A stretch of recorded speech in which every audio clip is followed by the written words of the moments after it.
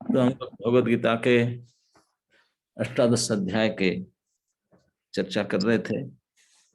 I think श्लोक संख्या 13 तक हो चुका है।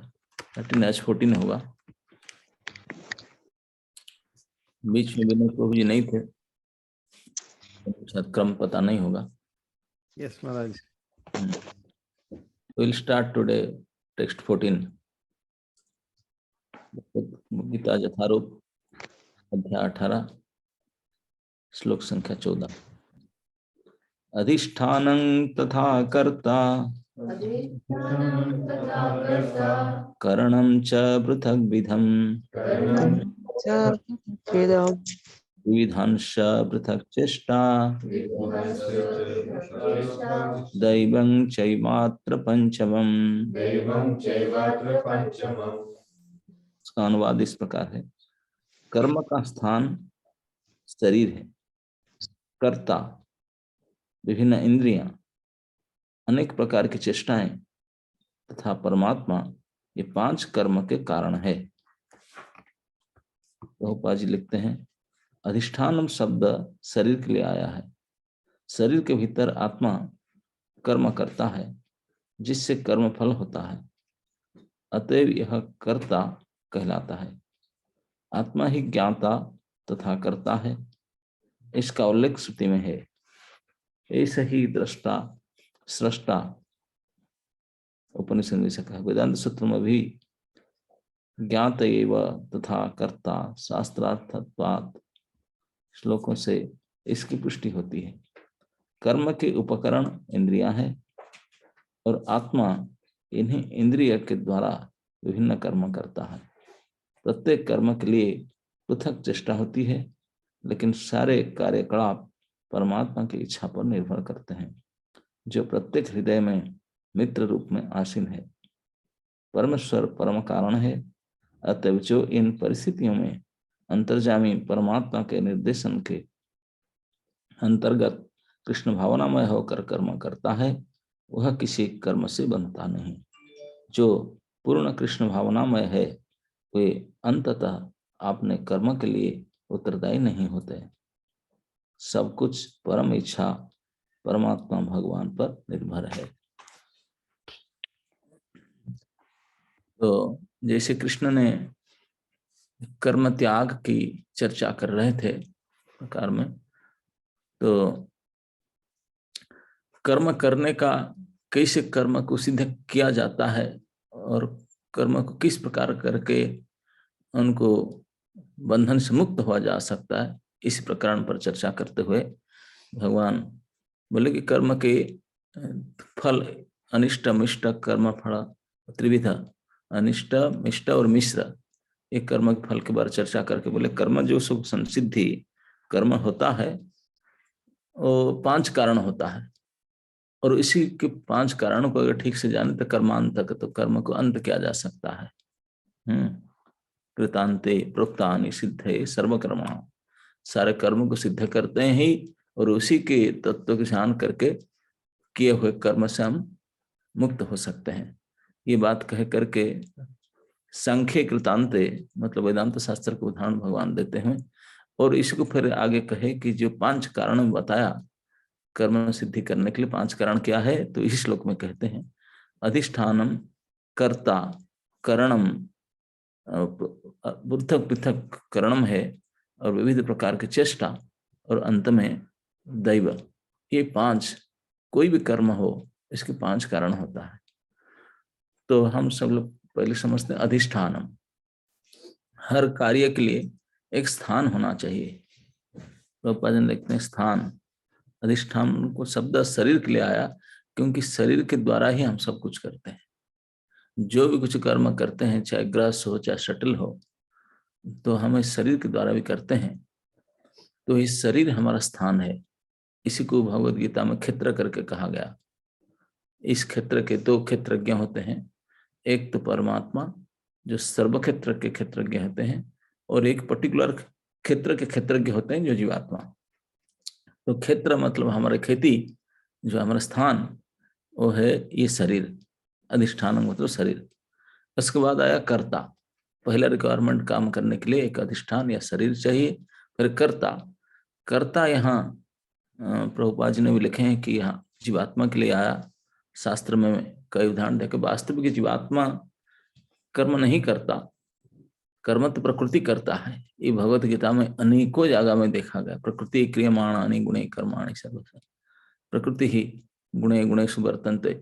अनेक जगह पर भगवान ने इस गीता में प्रकृति की ही करता है, उसमें आत्मा का कोई लेन देन नहीं। लेकिन फिर आत्मा के यहाँ क्यों कहा गया? कारण गुण प्रकृति रीत्य से सुख भोक्तृत्व सुख दुखान ये उच्चते। ये भोक्ता माना जाता है आत्मा को सुख दुख का। काम तो प्रकृति करता है, लेकिन सुख दुख का भोग करता है आत्मा। बोले ऐसा क्यों? वो तो काम करता ही नहीं। बोले वो काम करता नहीं, लेकिन मानता मैं काम करता हूँ करके। यहाँ जो कर्ता को जीवात्मा के रूप में कर्ता को माना गया, लेकिन वास्तव में करता है प्रकृति। लेकिन प्रकृतिस्थ हो चुका है आत्मा, प्रकृति के साथ संबंध रख चुका है। भगवान के साथ संबंध को भूल करके, छोड़ करके प्रकृति के साथ इतने संबंध हो चुके हैं कि प्रकृति के कारण, प्रकृति के गुणों के संग करने के कारण जीवात्मा अपने आप को कर्ता मानता है। ये कर्ता मानना भगवान ने जो तीसरा अध्याय 27 नंबर श्लोक में कहते हैं, प्रकृति ही क्रियमाणानि गुणे कर्माणि सर्वशः। सारे प्रकृति अपने गुण के साथ सारे कर्म करती है, लेकिन अहंकार विमूढ़ आत्मा कर्ता अहम इति मन्यते। आत्मा, मूढ़ आत्मा, मूर्ख आत्मा अपने को कर्ता मानता है। हम सभी इस मूढ़ आत्मा के अंदर आते हैं। हम महामूढ़ आत्मा है। जैसे कभी कोई फ्लाइट में चलता है, कोई गाड़ी में चलता है, कोई पूछते हैं कहाँ जा? No, I am going, I am flying. तू कैसे फ्लाई कर रहा है? तू फ्लाई तो कर ही नहीं सकता। वो फ्लाइट फ्लाई कर रहा है, लेकिन हम सोचते हैं हम फ्लाइंग कर रहे हैं, आई एम गोइंग। तो इस प्रकार जाता कोई और है, लेकिन क्योंकि हम लोग इतने तादात्म्य कर चुके हैं प्रकृति के साथ, इतने अपना मान्यता मान चुके हैं, तो मान्यता के कारण आत्मा ही मानता है मैं ही करता हूं, इसलिए सुख दुख से भोगता है। यद्यपि सुख दुख से परे है आत्मा, तो इसलिए इस क्षेत्र में कहा गया कि आत्मा ही अपने आप को कर्ता मानता है। अच्छी तरह से समझ गए, तद आत्म्य कर लेता है प्रकृति के साथ। इतने संग कर चुका, इतने मिल चुका है, तो अपने आप को दोषी, सुखी, दुखी वो कर्ता मानता है, अधिष्ठान करता। तो और क्या चाहिए कर्म करने के लिए, कर्म सिद्धि के लिए? ना करणम। हमारे पास करण क्या क्या अवेलेबिलिटी है? 13 करण है हमारे पास, जिसमें 10 है बहिकरण और 3 है अंतकरण। 10 बहिकरण क्या है? जो बाहरी चीज है, इसको कहते हैं 5 कर्मेंद्रिय और 5 ज्ञानेन्द्रिय। 5 कर्मेंद्रिय हम जानते हैं, वाक, पाणि, पाद, पायो, उपस्थ। ये हाथ, पैर, वाक, पाणि, ये जो बोलने का शक्ति, हाथ और पैर और गुदा और रेक्टम, ये 5 है। वाक, पाणि, पाद, पायो, उपस्थ। ये 5 कर्मेंद्रिया हैं जिसमें कोई हम काम करते हैं। और ये 5, उसके अलावा और 5 है ज्ञानेन्द्रिय। आँख, कान, नाक, चर्म और जिह्वा। ये 5 ज्ञानेन्द्रिय है जिसके द्वारा हम ज्ञान प्राप्त करते हैं। तो ये 10 हो गया हमारे करण जिसके द्वारा काम करते हैं, ये वही करण है।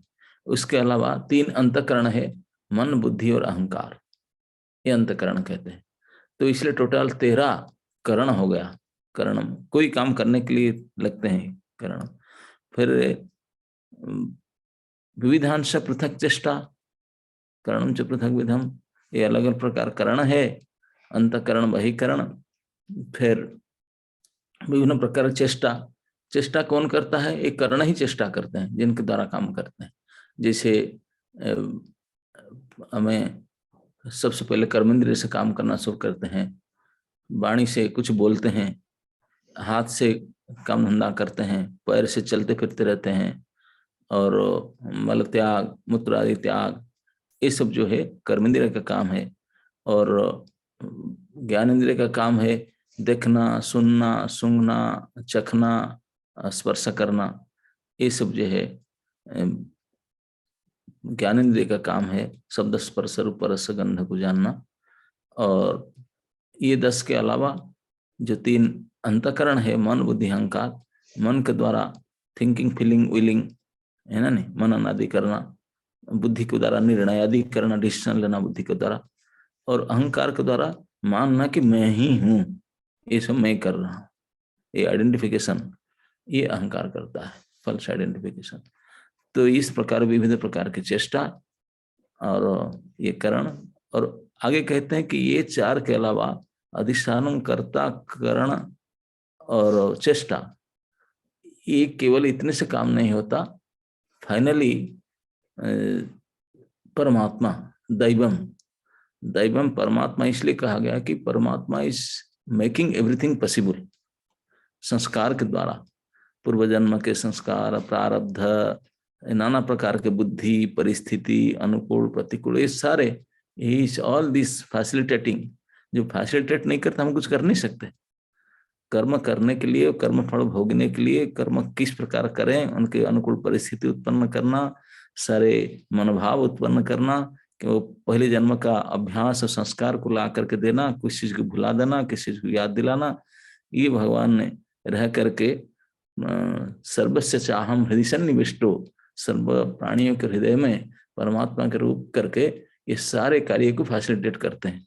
अगर फैसिलिटेटर नहीं रहेगा तो हम कुछ कर नहीं सकते, है कि नहीं। परमात्मा दैव का काम। तो इस प्रकार ये 5 प्रकार के द्वारा करते हैं। लेकिन प्रभुपाद जी ने इस श्लोक के अंत में ये बताते हैं कि यद्यपि परमात्मा है परम कारण, इस दैव एवत्र पंचम, दैव जो परमात्मा, जो फैसिलिटेटर है, सारे संस्कार, प्रारब्ध, परिस्थिति उत्पन्न करके कार्य को कराते हैं कर्म फल के अनुसार। ये जो परमात्मा, अगर उनको हम सरेंडर करें, अगर कृष्ण भावना भावित हो जाए, कृष्ण का ही अंश है परमात्मा। कृष्ण अपने पाठ में प्रत्येक प्राणी के परमाणु के अंदर जाकर के फैसिलिटेटर बन करके काम कराते हैं। अगर हम उनको सरेंडर कर ले, अपने बुद्धि लगा करके, अपने मन बुद्धि लगा करके, अब उन्हीं को मान ले अपना, आप उनकी इच्छा से करना चाहेंगे, तो फिर आसान से कर्म बंधन से मुक्त हो जाएंगे। ज्ञानी लोग और सांख्यवादी लोग वो बोलते हैं नहीं, प्रकृति कर्म करती है, आत्मा तो ये सबसे परे है, हम प्रकृति से अलग हो जाने से, संबंध तोड़ देने से फिर हमारा हो जाए। प्रकृति से संबंध तोड़ना इतना आसान नहीं है। जो बंधे हुए हैं ये अपना आप कैसे खुल सकता, और दूसरे से हेल्प लेंगे। दूसरी, हम अगर 2000 आदमी बैठे होंगे इधर, सभी का हाथ पैर बंधा हो, तो कितने भी मदद करे, कई सालों तक मदद, कोई किसी को खोल नहीं सकते। तो इसलिए ये प्रकार से नहीं होगा, हम बंधन मुक्त नहीं हो सकते हैं। कोई मुक्त पुरुष है, वो अगर एक आत्मा आ जाए जो खुला नहीं है, ये सबको खुल सकता है। तो इसलिए भगवान और भगवान के भक्तों की शरण में जाना होगा। भगवान ही त्रिगुणातीत है, और उनके ऐसे ही भक्त जो शुद्ध भक्त होते हैं वो त्रिगुणातीत हैं। तो उन्हीं के शरण में जाकर के अगर उनके निर्देशन के अनुसार काम किया जाए, जिसको प्रभुपाद लिखते हैं लास्ट सेंटेंस, परमेश्वर परम कारण है, अतः जो इन परिस्थितियों में अंतर्यामी परमात्मा के निर्देशन के अंतर्गत कृष्ण भावनामय होकर कर्म करता है, कृष्ण की इच्छा के अनुसार, कृष्ण की इच्छा जानेंगे कैसे, उनके प्रतिनिधि के अनुसार जान करके इसे कर्म करते हैं, वह किसी कर्म से बनता नहीं है। फाइनली हमारा टारगेट तो ही है, कर्म करते हुए भी इससे डिटाच रहे, बंधे नहीं। तो ये तरीका बताते हैं। जो पूर्ण कृष्ण भावनामय है, वे अंततः अपने कर्म के लिए उत्तरदायी नहीं होते हैं। सब कुछ परम इच्छा परमात्मा भगवान पर निर्भर है। इस थिंकिंग पर अगर हम काम कर सकते हैं, I am just, this is my duty to work, बस everything owned by Krishna, I am also owned by Krishna, मैं और मेरे सब कुछ कृष्ण का है और कृष्ण के लिए है। ये फंडामेंटल प्रिंसिपल, इस भावना के साथ जो हम काम करेंगे तो हमारे दोस्त क्यों लगेगा, हम थोड़ी हमारे, तो उनके लिए कर रहे हैं। कोई लेबर जो कुछ करता है, उनको मालिक बोलता है ऐसा करो, ए बालू लाकर इधर रखो, तो उससे क्या बड़ी बालू लाकर रख लेगा। बालू किस लिए रखा है, जरूरत नहीं था, नहीं फिर उठा लगा, तो उनको तो काम करना है। तो हम लोग इसी भाव से कृष्ण के निर्देशन में काम करना है, कृष्ण के हो करके। अब जो अच्छा हो बुरा हो उनको लगे, हमारा क्या जाता है। तो ये प्रभुपाद ने अंत में हमको शिक्षा देते हैं कि यद्यपि इस 5 कारण होता है प्रत्येक कार्य को पूर्ण करने में, सिद्ध करने में, तो इसमें जो कर्तापन हम अपने आप को डाल देते हैं, प्रकृतिस्थ हो जाते हैं, इसीलिए हमको दोष लगता है। ये कर्तापन को हटाएं कैसे? सांख्यवादी वेद शास्त्री कहते हैं कि हम प्रकृति से हम आपको अलग करेंगे। अरे तुम्हारा प्रसाद नहीं अलग कर सकते हो, तो अलग प्रकृति गुणमयी माया है। गुणमय माया को कितने ज्ञानी कितने जन्म तक लगे कर नहीं पाएंगे। केवल भगवान के शरणागत होना चाहिए। भगवान स्वयं भी बात 7वां अध्याय में भगवद गीता में कहे, माँ में वही प्रपद्यन्ते, क्योंकि जो त्रिगुण में माया है ये मम माया दुरत्या, ये मेरी माया है। दैवी ऐसी गुणमयी मम माया दुरत्या, ये दैवी माया ये मेरी है, इट्स माई एनर्जी। तुम मेरी शक्ति को कौन चैलेंज कर सकता है? कोई नहीं जीत सकता। जीतने का उपाय क्या है? न मेरे शरणागत हो जाओ। मामे वही प्रपद्यन्ते माया में तांग तरंती थे। माया से छूट सकता है तो इसलिए हमको भगवान के हो जाना चाहिए। जानबूझ कर अपनी ओर से, भगवान जबरदस्ती नहीं करते हैं हम लोग को।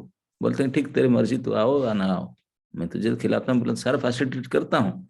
लेकिन इस सब को लेकर के हम अगर भगवान के जानबूझ कर अपनी ओर से भगवान के शरणागत हो जाए तो भगवान यही अपेक्षा करते हैं। कोई अपनी इच्छा से मेरे पास आता है जबरदस्ती के बिना, कि हम अपने आप अपनी इच्छा से हमारा सब कुछ शक्ति बुद्धि सामर्थ्य जो कुछ लेकर के उनके शरणागत हो जाए और उनके लिए उनके हिसाब से काम करें, तो इसी से कर्म बंधन से मुक्त हो सकते हैं। और वही जीवन का, मनुष्य जीवन का लक्ष्य और सार्थकता है। Hare Krishna. Thank you Maharaj, thank you so much. बहुत ही अच्छा बताया कि what are the 5 factors of action and how we can free ourselves from the reactions of these actions. So anyone who has any question, please ask. No questions?